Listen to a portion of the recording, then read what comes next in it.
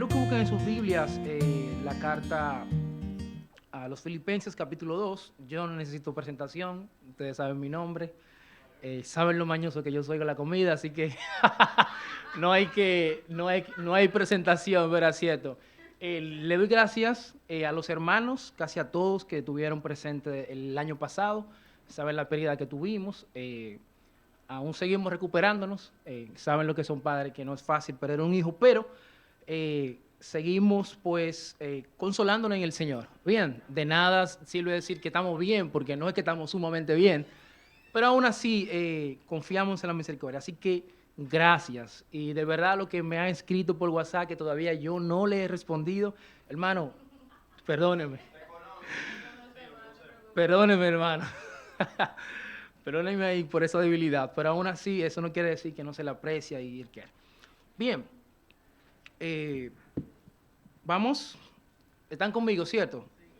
La carta de Filipenses capítulo 2, vamos a considerar algunos versículos o 13 versículos de manera particular en el día de hoy. Cuando el pastor Rafael me dice que me invitó a exponer la palabra, dije, wow, qué difícil para mí realmente.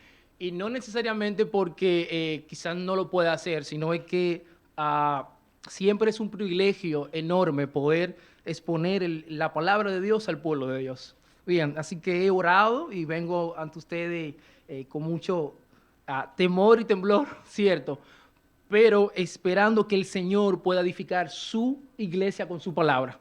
Bien, y que Él pueda usarme como instrumento pues de edificación. Bien, entonces leemos estos versículos, repito, la carta a los Filipenses capítulo 2, del versículo 1 hasta el versículo 13. Bien, por tanto, si hay algún estímulo en Cristo, si hay algún consuelo de amor, si hay alguna comunión del Espíritu, si algún afecto y compasión, haced completo mi gozo, siendo del mismo sentir, conversando el mismo amor, unidos en el Espíritu, dedicados a un mismo propósito. Nada hagáis por egoísmo o por vanagloria, sino que con actitud humilde cada uno de vosotros considere al otro como más importante que a sí mismo, no buscando cada uno su propio interés, sino más bien los intereses de los demás. 5. Haya pues en vosotros esta actitud que hubo también en Cristo Jesús, el cual, aunque existió en forma de Dios, no consideró el ser igual a Dios como algo a que aferrarse, sino que se despojó a sí mismo, tomando forma de siervo, haciéndose semejante a los hombres. Y hallándose en forma de hombre, se humilló a sí mismo, haciéndose obediente hasta la muerte y muerte de cruz. Por lo cual Dios también le exhortó hasta lo sumo y le confirió el nombre que es sobre todo nombre, para que en el nombre de Jesús se doble toda rodilla y todo lo que está en el cielo, en la tierra y debajo de la tierra. Y toda lengua confiese que Jesucristo es Señor, para la gloria de Dios Padre. Así que, amados míos, tal y como siempre habéis obedecido, no solo en mi presencia, sino ahora mucho más en mi ausencia, ocupaos de vuestra salvación con temor y temblor, porque Dios es quien obra en vosotros tanto el querer como el hacer para su beneplácito. Hacer todas estas cosas sin murmuración ni discusión. Pueden sentarse. Mi abuelo siempre me decía que no hay que bendecir la palabra del Señor, porque son las palabras del Señor, así que ellas siempre en este caso están bendecidas. En el día de hoy quiero compartir esta porción de las Escrituras y puse como título Jesucristo, nuestro mejor estándar, cómo vivir a la altura de Cristo. Y automáticamente cuando yo escucho cómo vivir a la altura de Cristo, pues me quedo corto, no sé ustedes. Cierto, ya sabemos quién fue Cristo. Acabamos de leer un pasaje que Rul también pudo leer de cómo el apóstol pues describe esa actitud que tuvo Cristo. Ya sabemos, por ejemplo, hoy en la escuela bíblica vimos cómo él enseñaba con esa autoridad, cómo hablaba acerca de la obra que su Padre lo había enviado en el cielo. Así que cuando escuchamos esto, realmente, para mí, no sé ustedes, pero como que quedamos cortos, ¿cierto? Jesucristo es nuestro mejor estándar. ¿Cómo vivir a la altura de Cristo? Bueno, la primera vez que escuché de este capítulo de la carta de los Filipenses, tenía 13 años.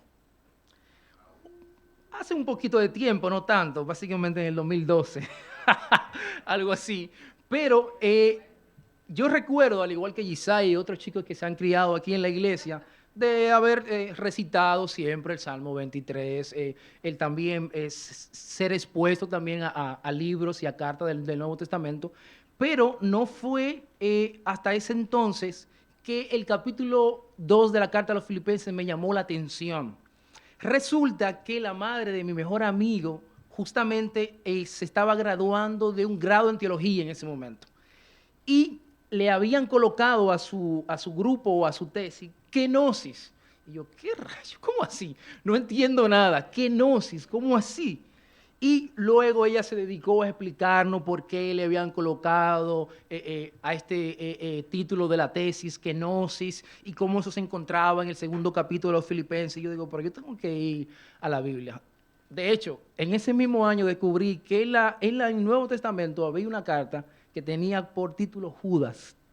Y digo, Judas, es cierto, pero eso fue Judas Iscariote. ¿Quién? Así que fue un año como de mucho aprendizaje para mí, pero me llamó poderosamente la atención este título que habían colocado estos hermanos en ese momento, llamado kenosis. Ahora, yo no vengo a hablar necesariamente de la kenosis, y vamos a ver un poquito más de qué trata esto, sino que hoy me propongo, mis hermanos, dos cosas. Número uno, poder entender la importancia de vivir a la altura de Cristo. Y dos, cómo el apóstol Pablo se esfuerza no solo a los filipenses, sino también a nosotros, pues con este mismo llamado, el hecho de que nuestro estándar debe ser Cristo Jesús. Y vamos a ver por qué específicamente. A modo de introducción rápido de la carta, sabemos que esto es una carta clasificada como carta carcelaria, porque bueno, el apóstol Pablo se encontraba ya en sus últimos tiempos de ministerio, estaba preso en Roma, entonces produjo algunas cartas como la de Filipenses, ¿cierto? Efesios, Tesalonicenses, entre otras, perdón, creo que Tesalonicenses no, creo que otra. El punto es que de manera particular, esta carta tiene versículos que ahora son muy famosos y que han edificado a la iglesia a lo largo de su historia, ¿verdad? Como todo lo puedo en Cristo que me fortalece, ¿cierto? Por ejemplo, o sé vivir en abundancia tanto como en escasez, ¿verdad? Otro versículo también muy poderoso, que es uno de mis favoritos de esta carta, que está en el capítulo 1, versículo 6, y lo voy a parafrasear, dice algo como que el que comenzó la buena obra, ¿quién? En ustedes la terminará hasta el día de Jesucristo. Gloria a Dios por eso. El hecho de que no soy yo, ¿cierto? De que voy a terminar la obra que ya en un momento, mucho antes de la fundación del mundo, Dios en Cristo había predestinado para nosotros. Así que este es rápido el contexto de esta carta. Pablo se encuentra preso de una manera particular y otra cosa que resalta esta carta es el hecho de que casi en todos los 4 capítulos que tiene menciona la palabra gozo, ¿cierto? Hace un tiempecito atrás tuve la oportunidad de predicar algo acerca del capítulo 4 con relación al gozo, y es increíble también cómo un hombre preso, ¿cierto?, en sus prisiones está exhortando a unos hermanos libres que estaban sufriendo, pero le estaba recordando una y otra vez el hecho de que eran bienaventurados por tener el Evangelio y sufrir, ¿por qué? Por el Evangelio. Así que eso es rápido un contexto de dónde se encuentra la carta a los filipenses, Pablo preso, estos hermanos eran bien amados por él, como vamos a ver, y luego de abrir con una tremenda oración en el capítulo 1 de la carta, entonces procede a poder explicar una situación de manera particular que se estaba dando en la iglesia.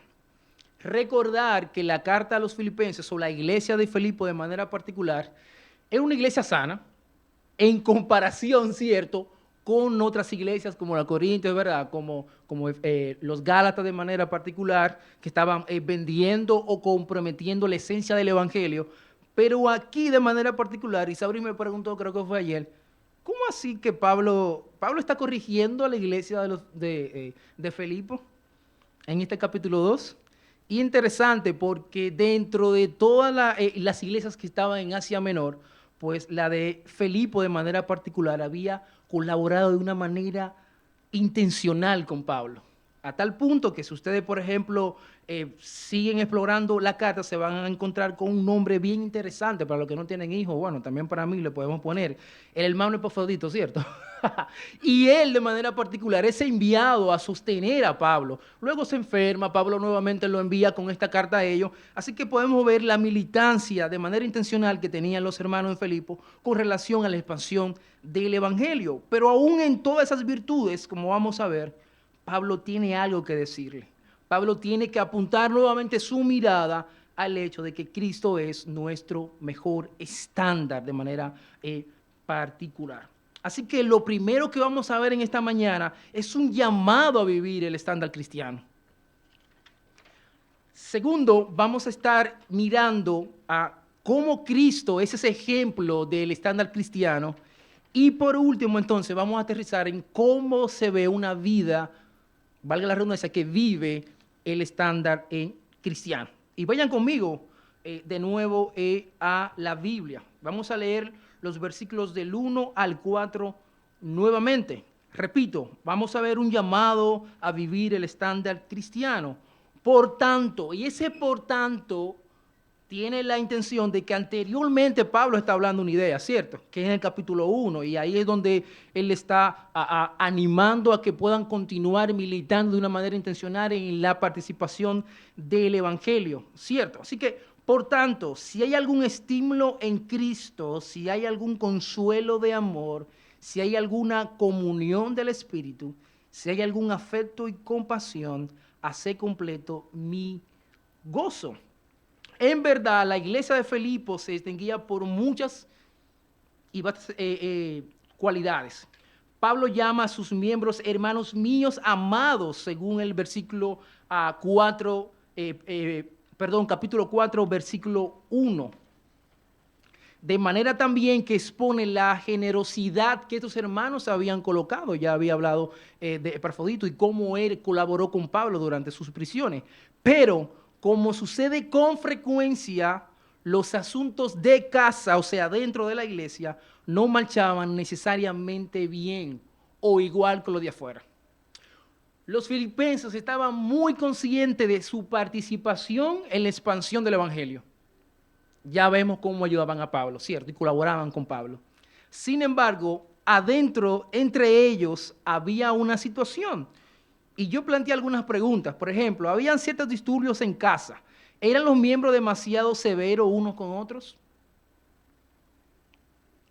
¿No se soportaban los unos a otros? ¿Habían quizás entre ellos a quienes exageraban los defectos de los demás al mismo tiempo que minimizaban sus virtudes?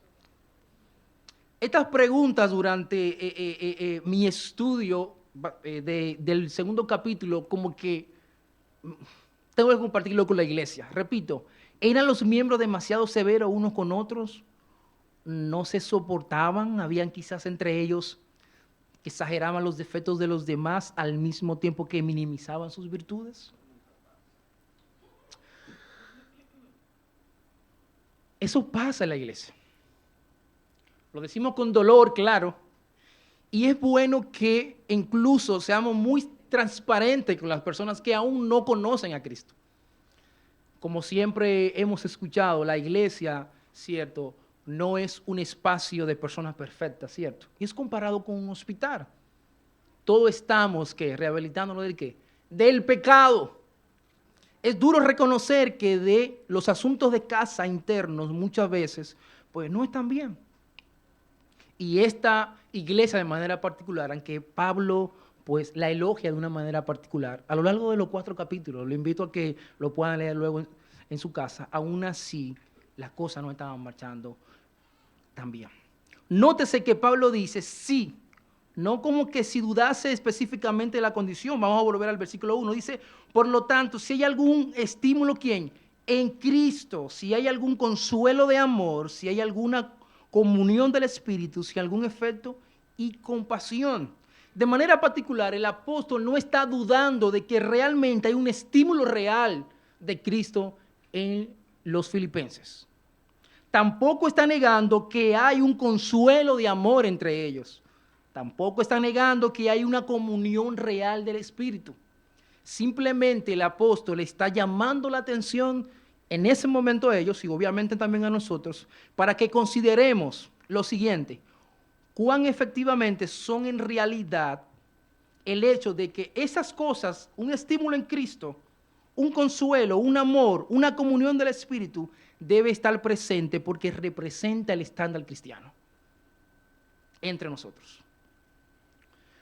Yo de manera particular busqué una versión que me encantó. Dice, si hay pues en vosotros algún estímulo en Cristo, como ciertamente lo hay, si alguna súplica persuasiva que brote del amor, como en verdad sí es, llenad la medida de mi gozo. Y rápido me gustaría explorar cómo está determinado el estándar del creyente. Si realmente está caracterizado por estas cosas que Pablo está hablando. Número 1, algún estímulo real en Cristo. 2, si hay algún consuelo de amor. 3, si hay alguna comunión del Espíritu. 4, si hay algún efecto y compasión. Así que el primer, básicamente, componente que está dentro del estándar cristiano es el siguiente: un estímulo real en Cristo. Y me gustó cómo la Nueva Versión Internacional pues declara eso. Dice, por lo tanto, si se sienten algún estímulo en su unión con Cristo, básicamente. El apóstol Pablo en otra carta de manera específica, y quiero que lo puedan buscar si así desea, es Efesios capítulo 1, del versículo 3 en adelante. Es una oración que el apóstol está haciendo y miren cómo lo hace, mira cómo él expresa ese estímulo real que hay en Cristo. Bendito sea el Dios y Padre de nuestro Señor Jesucristo, que nos ha bendecido con toda bendición espiritual en lugares celestiales en Cristo. Porque Dios nos escogió en Cristo antes de la fundación del mundo para que fuésemos santos y sin mancha delante de Él. En amor nos predestinó para adopción como hijos para sí mismo mediante Cristo, conforme a la buena intención de su voluntad, para la alabanza de la gloria de su gracia, que gratuitamente ha impartido sobre nosotros en el amado. 7. En Él tenemos redención mediante su sangre, el perdón de nuestros pecados, según la riqueza de su gracia. El estímulo que Pablo está hablando en este capítulo de manera particular en Filipenses es específicamente lo expresa en Efesios. El hecho de la unión que tenemos con Cristo es esa redención que Él, solamente Él, como habíamos hablado en la escuela bíblica, hizo posible. Un verdadero estímulo en Cristo resalta el hecho de que fuimos comprados por su sangre, y esa sangre entonces hace posible que mi unión con Él. Y es el primer componente que Pablo pues integra para poder determinar cómo está compuesto el estándar cristiano, el hecho de que debe existir un estímulo real en Cristo. Mi unión con Cristo debe empujar hacia otros. Mi unión con Cristo me debe empujar a ser humilde, como vamos a ver más adelante. Y algo interesante, estuve buscando qué es un estímulo, o sea, cómo, por ejemplo, los psicólogos, como los médicos, como otras ciencias en este caso, están de acuerdo que es un estímulo. Un estímulo es una señal externa, básicamente, o interna, capaz de causar una reacción en un organismo. Esa unión con Cristo realmente resalta, causa una reacción en nosotros. El hecho de que fuimos comprados por su sangre, y eso entonces nos hace que estar en Él de manera particular. Así que el estándar del creyente está determinado, número 1, por un estímulo real en Cristo. Todos los que estamos aquí estamos unidos a Cristo. Bien. Ahora, como vamos a ver más adelante, el Espíritu Santo tiene algo que ver con esa unión.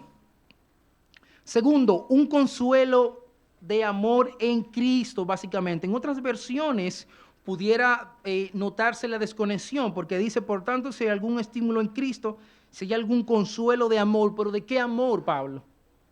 ¿Del amor filial? Para nada. Ese es amor que ya previamente Cristo ha demostrado su redención y su obra sacrificial a favor de pecadores.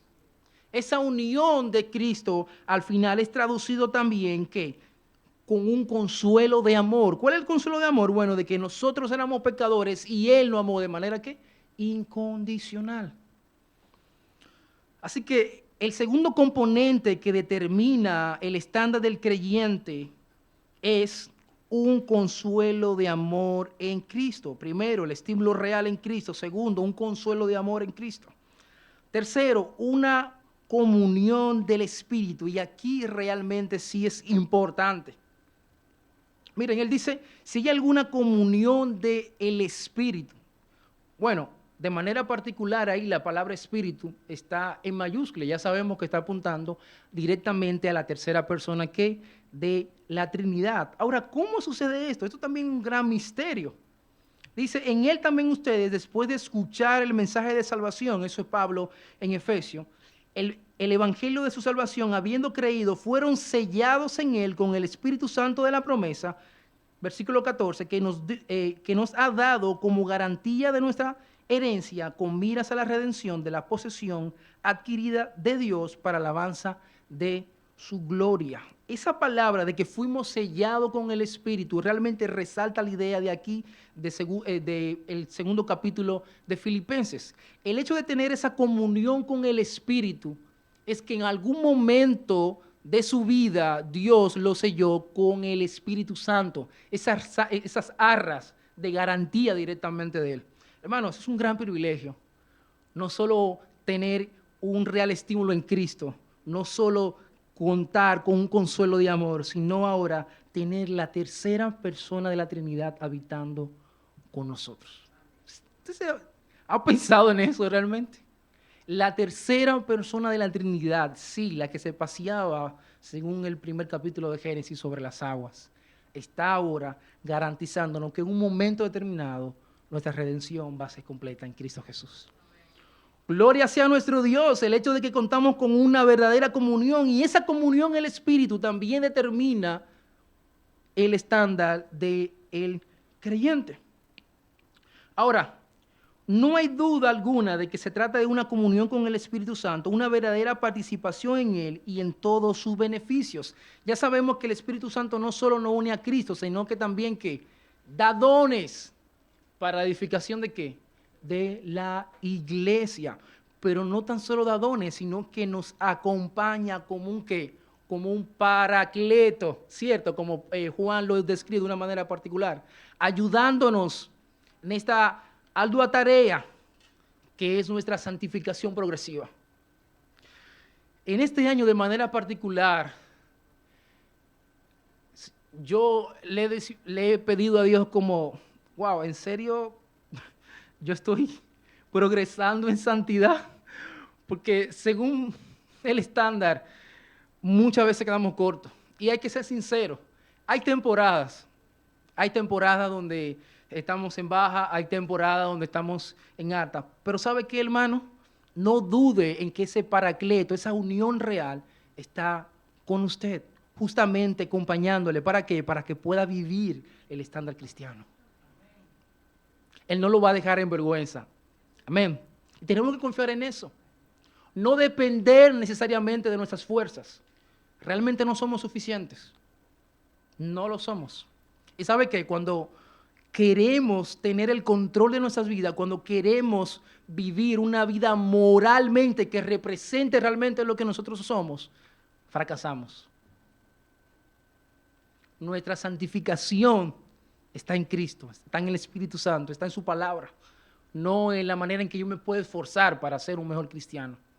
Lo vamos a ver más adelante, cómo Pablo hace un llamado a ocuparnos de nuestra salvación con temor y temblor, y al mismo tiempo cómo Dios obra todo para el bien del creyente.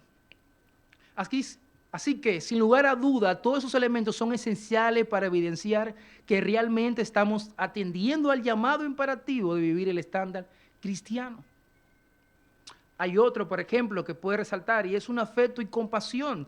La nueva versión, por ejemplo, traducción viviente, de una manera particular, resalta esto y lo pone en pregunta. Dice, ¿tienen ustedes un corazón tierno y compasivo? ¿Tienen ustedes un corazón tierno y compasivo? La compasión era algo que caracterizaba a nuestro Señor Jesucristo. ¿Y sabe qué? También me quedo corto. Podemos ser más dados a tener pena, ¿cierto?, que compasión como tal. Y no es lo mismo. De hecho, la pena no te empuja a nada. Como, qué pena que los niños en África se están muriendo. Por ejemplo, qué pena que mi hermano no es cristiano. Qué pena que de repente en países como Turquía el cristianismo es menos conocido y la Coca-Cola la conocen más, por ejemplo. Qué pena. Sin embargo, la compasión, ¿qué hace? Te lleva a dar una milla extra, ¿cierto? Es como encarnar en la situación que está pasando el prójimo de manera particular. Así que Pablo no solo llama la atención al hecho de que si hay algún estímulo en Cristo, si hay algún consuelo, si hay amor, si hay alguna comunión del Espíritu, también resalta el hecho de que dentro del estándar cristiano debe haber un afecto y una compasión evidente. Cuando escogí este texto, le decía, Dios, mira, yo estoy lejos de ser un profeta y no quisiera hablar cosas que tú realmente no has inspirado. No quisiera tampoco insinuar que sé cosas. Pero una y otra vez sabemos que la palabra de Dios es la que santifica al creyente. Son ellas. Bien. Así que Pablo continúa y dice, ¿tienen ustedes un corazón tierno y compasivo, filipenses? Pablo, hemos colaborado contigo de manera intencional. Te hemos enviado hermanos con provisiones. Tú mismo nos acabas de decir en el versículo 1, versículo 4, que somos tu corona, que tú estás gozoso. Sí, yo lo sé. Sin embargo, no están militando como se debería en el estándar cristiano. Bien. Ahora bien, hay una condición que se da desde el versículo 1 hasta el versículo 4 de manera particular, y algunos teólogos han llamado esto la triple orientación. No es que en realidad sean tres orientaciones, sino una triple orientación. En esencia, el mandamiento es uno, aunque tres gracias estrechamente relacionadas pueden ser, en este caso, diferenciadas. Estas son, en el versículo 2 habla acerca de la unidad, sumamente importante en la iglesia. ¿Qué hace la iglesia tan especial, mis hermanos? ¿Qué hace la iglesia tan especial? Es Cristo al final.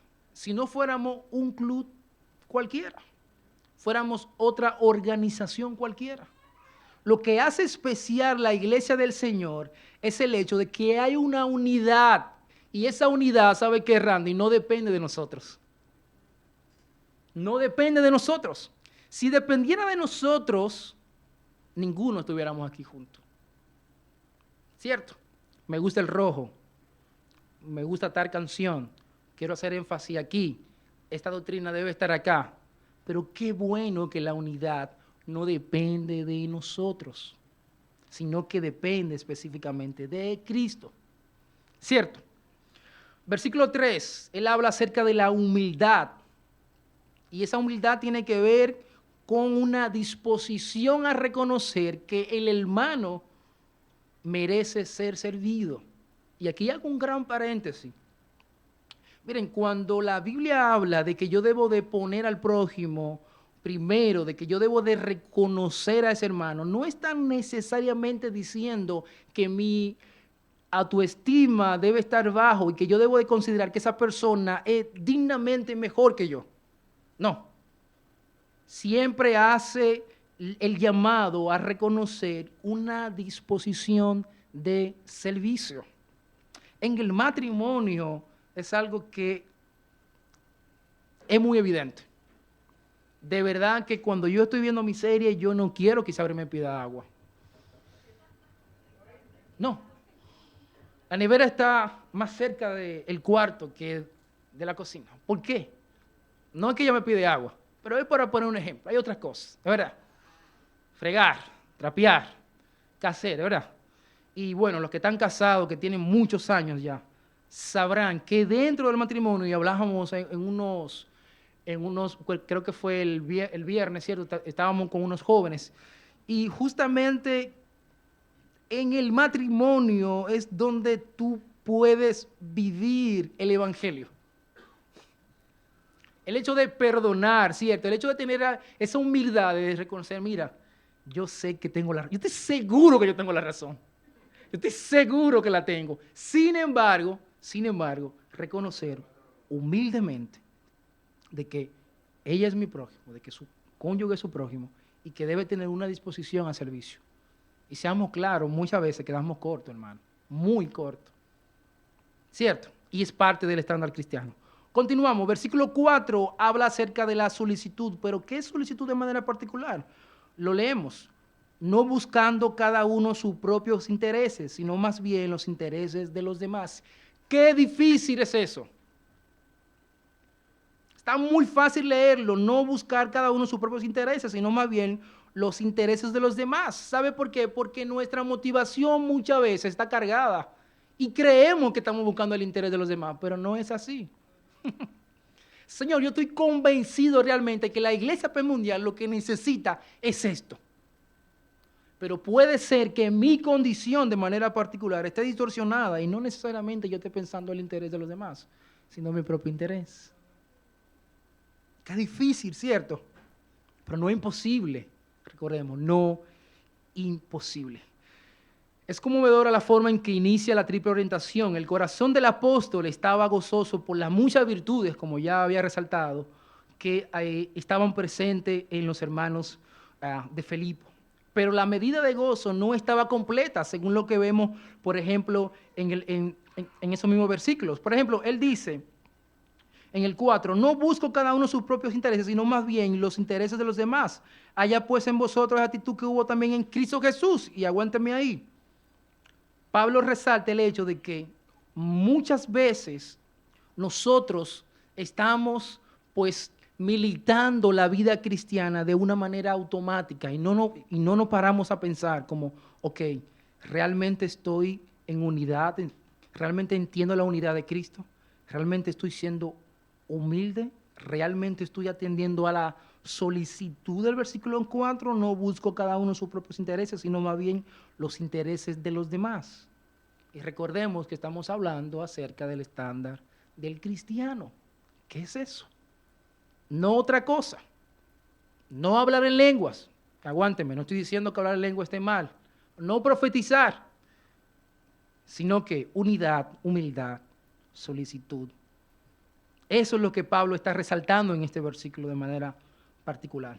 La palabra que aparece en el original aquí se traduce por humildad o disposición, era empleada por la persona no creyente como un sentido negativo, cobardía, bajeza, entre otras cosas. Pablo Josefo dice que el ser humilde en ese tiempo era ser peor que un esclavo, de manera particular. Y es justamente esta palabra que Pablo resalta allí, ser humilde. Repito, no busque cada uno sus propios intereses, sino más bien los intereses de los demás. Este es el estándar cristiano. Cuando el mundo dice que yo no debo poner el interés de otro porque el otro se tiene que cuidar, ¿cierto? Y yo tengo obviamente mis propios intereses. Cuando el mundo dice esa premisa, el creyente dice no busco cada uno sus propios intereses, sino más bien los intereses de los demás. Ese es el llamado que Pablo está haciendo a la iglesia de Dios. Amén. Es la feliz condición que resulta cuando cada miembro de la iglesia se estima inferior a los demás, cuando se ama a los unos con los otros con un amor fraternal. Repito, es fácil leer, repetir, decir esto, pero en el día a día yo no creo que Rafael sea mejor que yo. Yo no creo que él o que yo tenga que servirle de una manera particular. Es la naturaleza pecaminosa luchando de manera particular con nosotros. O ese remanente de pecado, como lo señala Calvino. Pero una y otra vez el apóstol resalta y dice, no buscando cada uno sus propios intereses, sino más bien los intereses de los demás. Y esto entonces resalta el estándar cristiano. Ahora, me muevo rápido a mostrar cómo Pablo expone un ejemplo sumamente vital. Y se encuentra específicamente en los versículos del 5 hasta el 11. Y ahora vamos a ver un ejemplo del estándar cristiano. Vimos ese llamado, vemos la unidad, vemos la solicitud, vemos la humildad, vemos lo que determina el estándar cristiano. Ahora vamos a ver un ejemplo del estándar cristiano. Capítulo 2 de la carta a los Filipenses, del versículo 5 hasta el 11. Vamos a leerlo. Haya pues en vosotros esta actitud que hubo también en Cristo Jesús, el cual, aunque existió en forma de Dios, no consideró el ser igual a Dios como algo a que aferrarse, sino que se despojó a sí mismo, tomando forma de siervo, haciéndose semejante a los hombres, y hallándose en forma de hombre, se humilló a sí mismo, haciéndose obediente hasta la muerte, y muerte de cruz. Pablo ahora dirige la mirada de los hermanos en Filipo a un ejemplo crucial. Para subrayar esta exhortación e indicar la fuente de donde sale el vigor necesario para poder afrontar la vida y vivir estos principios, el apóstol señala el ejemplo de Cristo, el cual, para salvar a otros, renunció a sí mismo y alcanzó la gloria. Tener continuamente en vosotros ser la misma actitud que también tuvo Cristo. Juan Calvino habla y resalta dos cosas particulares acerca de estos textos, específicamente del versículo 5 hasta el 12. Calvino comenta de una forma excelente. Él dividió en dos partes de manera particular su versículo. Número 1, él resalta primero cómo Pablo invita a imitar a Cristo para poder cumplir la regla de la vida. ¿Cuál era? Poder tener la misma actitud que tuvo Cristo. 2, nos trae hacia ella para que en este camino podamos alcanzar la verdadera gloria. ¿Y saben qué, mis hermanos? La verdadera gloria es traerle gloria al Padre. Cuando vivo a la altura de Cristo, según el estándar cristiano, entonces soy capaz de experimentar el verdadero gozo o éxito de la vida. No es hacerme un nombre, al contrario, es traer gloria al Padre. Y con eso entonces voy a estar viviendo, asumiendo el estándar cristiano. De manera particular, esos versículos me emocionan mucho. Y del 5 al 11 en el original es como si fuera una canción. Era una canción que la iglesia primitiva en este momento la conocía. De hecho, de una manera interesante, en el original tiene sentido cuando Pablo dice, haya pues en vosotros esta actitud que hubo también en Cristo, el cual, aunque existió en forma de Dios, no consideró el ser igual a Dios como algo a que aferrarse, y luego continúa, es como si fuera recordándole esa canción que era, estaba presente en la liturgia cristiana en ese momento. Así que pudiéramos leer estos versículos como si fuera como letra, no, es una canción que Pablo nuevamente les recuerda y que era muy conocida entre ellos según la tradición cristiana. De manera particular me gustaría que puedan escuchar este comentarista. Él se llama William Henry y él menciona lo siguiente, en verdad hay cierto aspecto en el que Cristo no puede ser nuestro ejemplo. Bien, no podemos copiar su obra redentora, ni sufrir, ni morir vicariamente. Eso lo tenemos claro, ¿cierto? Hay un mediador, ¿qué? Un solo mediador entre ¿qué? Los hombres, ¿cierto? Que es Cristo Jesús. Pero con la ayuda de Dios podemos y debemos imitar el Espíritu que movió, los actos de salvación que hizo Cristo. La negación de uno mismo en favor de los demás debe estar presente y crecer en la vida de cada discípulo. Esto forma parte por igual del estándar cristiano. Así que no es que hay un solo, hay un componente, hay varios componentes que al final te dan como resultado el estándar cristiano, y justamente estamos viendo el ejemplo de Cristo. Es precisamente el Señor quien también puede ser nuestro ejemplo. ¿Por qué? Porque de manera particular Él se humilló. Dice el 6, en el cual aunque existió en forma de Dios, no consideró ser igual a Dios como algo a que aferrarse. Ahorita escuché al pastor y a Edwin hablando acerca de si fuera posible el conocer quiénes se van a salvar y quiénes no. El pastor decía que eso lo puede colocar en una situación incómoda. A mí realmente me hubiera gustado saber quién se va a salvar y quién no se va a salvar, claro. Sin embargo, aquí vemos un ser que sí sabe quiénes se van a salvar y quién no se va a salvar, ¿cierto?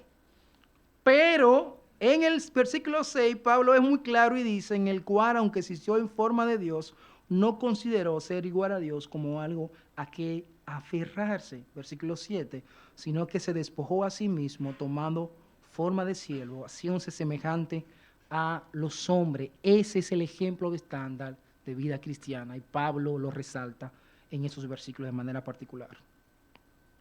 En el Nuevo Testamento, la primera, es la palabra forma o morfo que aquí aparece, solo está presente en 2 cartas de manera particular. Bueno, aquí en la carta de Filipenses, y también se encuentra en el Evangelio de Marcos, específicamente el versículo 16, capítulo 16, versículo 12. Y la otra palabra que sería condición de manera particular también aparece 2 veces y es únicamente en la carta pues, de Filipenses.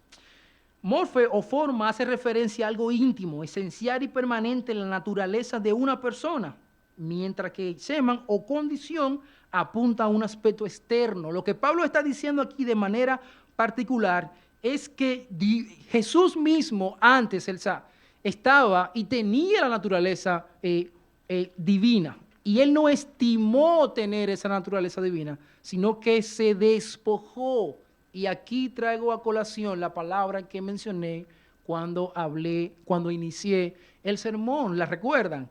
Kenosis. Esa palabra aquí en el versículo 7 dice, sino que se despojó a sí mismo tomando forma de siervo, haciéndose semejante a los hombres. Esa palabra ahí que aparece en español, se despojó, en el original es kenosis. Hubo algo que pasó, algo que solo Cristo pudo haber ejecutado de manera particular. Y interesante, miren, esta palabra, por lo menos pude resaltar 4 cosas que nos ayudan a entender de cómo realmente Cristo, ese es el estándar o ejemplo del estándar cristiano.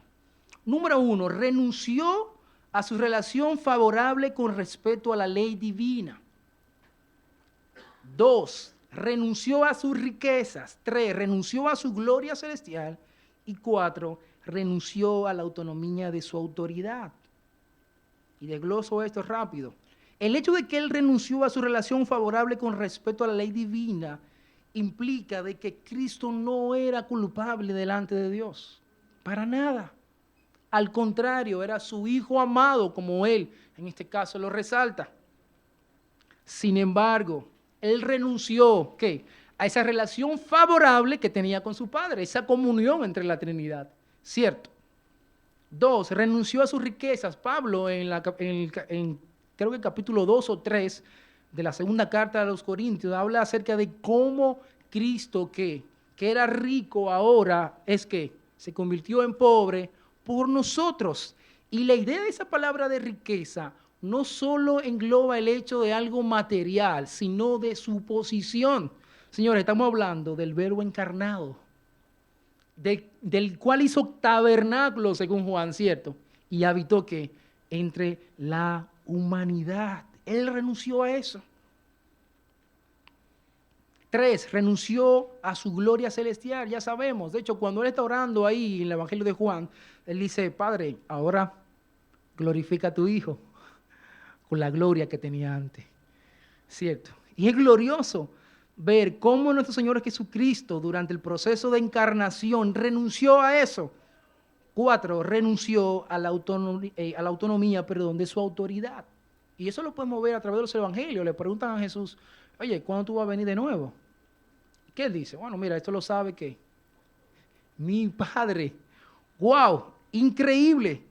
Cómo nuestro Señor Jesucristo, según Pablo, en el versículo 7, dice, sino que se despojó a sí mismo, tomando forma de siervo, haciéndose semejante a los hombres. Y hallándose, en el versículo 8, en forma de hombre, se humilló a sí mismo, haciéndose obediente hasta la muerte. ¿Y muerte de qué? De cruz. Calvino resalta nuevamente, fue el Hijo de Dios mismo quien se vació a sí mismo, aunque solamente con referencia a su naturaleza humana. Cristo renunció a su ambiente de gloria. La majestad de los hombres, en este caso, no era suficiente para la gloria que Cristo tenía previamente. Así que fue capaz de vaciarse a sí mismo con la finalidad de ¿qué? De servir a la humanidad, a sus enemigos. Él tomó la forma de siervo, pero sin perder la forma de Dios. Y esto es precisamente lo que hace posible el hecho de que Cristo sea un ejemplo del estándar cristiano. Es justamente eso.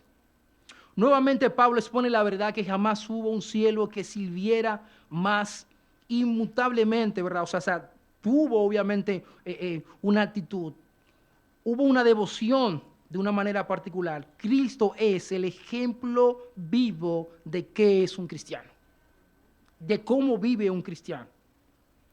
Obviamente, para nosotros cuando leemos esos versículos, decimos, wow, Señor, sino que se despojó a sí mismo tomando forma de siervo, haciendo semejante a los hombres, y hallándose en forma de hombre, se humilló a sí mismo. O sea, no le bastó el hecho de venir y serse hombre, sino que en su condición de hombre se humilló y murió. No solamente murió, sino que murió en una cruz. Y de manera particular, Pablo resalta eso y dice, y hallándose en forma de hombre, se humilló a sí mismo, haciéndose obediente hasta la cruz y muerte de cruz. Ya sabemos lo que implica la muerte de cruz en ese momento, ¿cierto? Así que no le bastó el hecho de renunciar a su gloria, de su relación favorable con su padre, de su riqueza, de su autoridad de manera particular, sino que cuando se encarnó, ahora también se humilló, se hizo obediente hasta la muerte. ¿Y muerte de qué? De cruz. Gloria a Dios sea por nuestro Señor Jesucristo y cómo Él es realmente nuestro estándar, nuestro ejemplo del estándar cristiano. El pensamiento subyacente de los versículos 5 y 6 es este. En verdad, si Cristo Jesús se humilló a sí mismo en forma tan profunda, nosotros deberíamos estar siempre dispuestos a humillarnos aún más. Si Él obedeció hasta la muerte y muerte de cruz, nosotros deberíamos tener esa clase de obediencia con relación a la dirección de Dios, esforzarnos en perfeccionar nuestras vidas de manera que podamos ver el espíritu de unidad, humildad y solicitud que estaba presente en nuestro Señor. Repito, estas son cosas que son muy fáciles de hablar, ¿cierto? De decir, pero cuando estamos militando en la fe cristiana es donde realmente como que vemos, ¿cierto? Okay. No me cuadra de verdad. Yo quiero ser mejor que otro, yo quiero sobresalir en el trabajo, yo no quiero servirle a otros, quiero que me sirvan a mí. Yo me esforcé para eso. No, hermano, eso no es el estándar cristiano, ese no es el llamado que el Señor ha hecho. Ahora, ya vimos rápido un llamado al estándar, vimos lo que implica, vimos el ejemplo del estándar. Ahora rápido vamos a aterrizar este avión. ¿Cuál es el resultado entonces de vivir el estándar cristiano? Pablo continúa específicamente en el versículo 12 de una manera particular. Y aquí hay una conjunción interesante. Luego que él expone el ejemplo de Cristo, él dice, versículo 12, quiero que me acompañen. Así que, amados míos, tal y como siempre habéis obedecido, no solo en mi presencia, sino ahora mismo más en mi ausencia, ocupaos en vuestra salvación con temor y temblor. Porque Dios es quien obra en vosotros, tanto el querer como el hacer, para su buena ¿qué? Voluntad. Él hace el llamado al estándar cristiano, coloca el ejemplo del estándar cristiano que es Cristo. Y ahora dice, Filipenses, de una manera particular, pez mundial, esa es la manera en que ustedes deben de vivir, ese es el resultado. Número uno, el estándar cristiano te va a llevar al hecho de que tú te vas a ocupar de una manera que intencional de tu salvación. Y aquí, como un buen reformado, voy a hacer una cláusula grande. Este texto de manera particular no está apuntando al hecho de que nosotros ya tenemos la salvación y por lo tanto con mis medios yo voy a ser capaz de retenerla. No, Pablo no está diciendo eso, mis hermanos. Tampoco está diciendo el hecho de que yo tengo que hacer algo para poder permanecer salvo. Ya sabemos que soy salvo solamente a través del sacrificio de quién? De Cristo.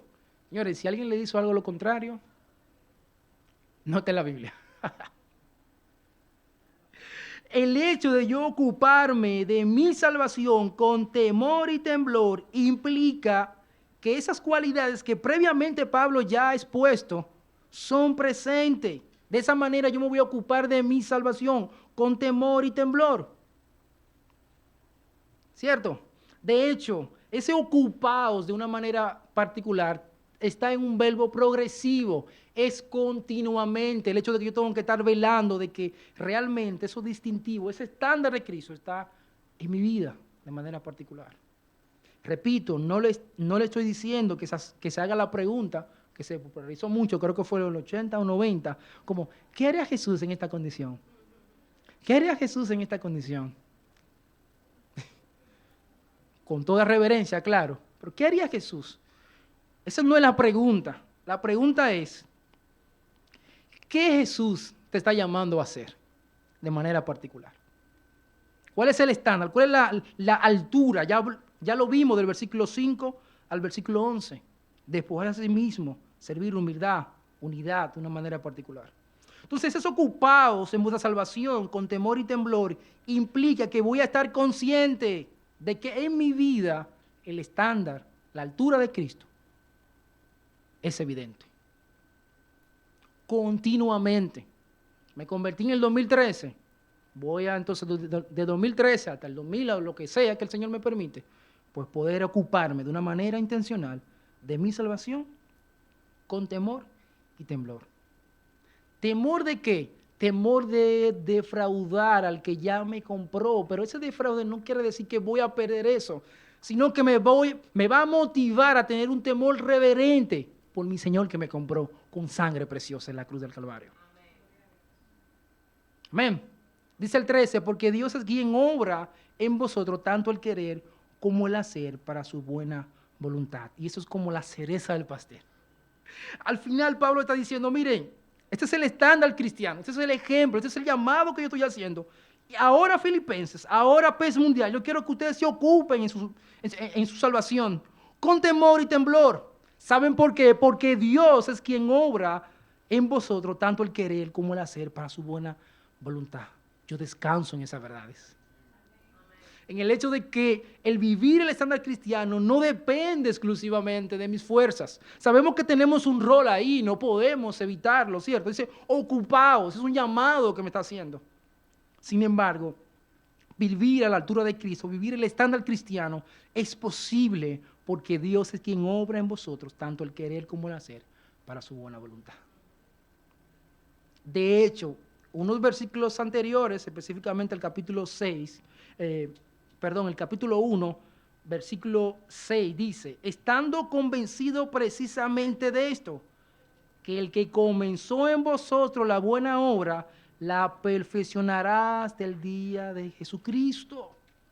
Gloria sea a Dios el hecho de que nosotros sí tenemos, obviamente, algo que hacer en la ecuación. Sin embargo, Dios es quien obra en nosotros el querer como la hacer para su buena voluntad.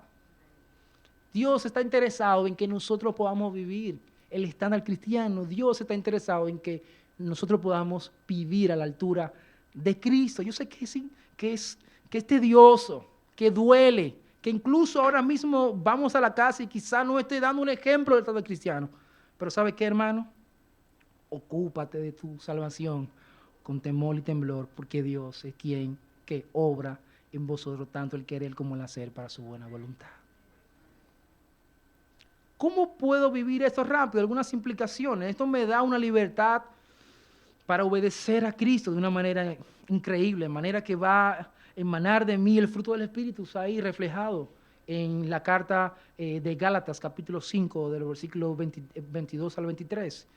2, una libertad para amar a mi prójimo de servicio de una manera particular. 3, me da la libertad ahora también de poder participar activamente del ministerio de la reconciliación, según lo que establece 2 a los Corintios 5, 18. Y termino rápido con algunas preguntas. Yo sé que aquí hay madres, padres, esposos, jefes, empleados. ¿Cómo usted entiende que durante esta semana el estándar cristiano va a ser evidente en esas áreas de sus vidas? Yo no tengo toda la respuesta.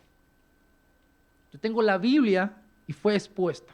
Ahora, ¿cómo ustedes pueden asumir esos principios, vivirlo en su matrimonio, en su relación de empleado con su jefe, como padre, como madre, como amigo, como hermano? Ese es el desafío que hoy Pablo, en este caso, le deja a ustedes de manera particular. No yo, Pablo de manera particular. ¿Cómo podemos ver el estándar cristiano en cada área de nuestra vida de manera particular? Ese es el desafío que hoy, en este caso, el Señor pues da a su iglesia.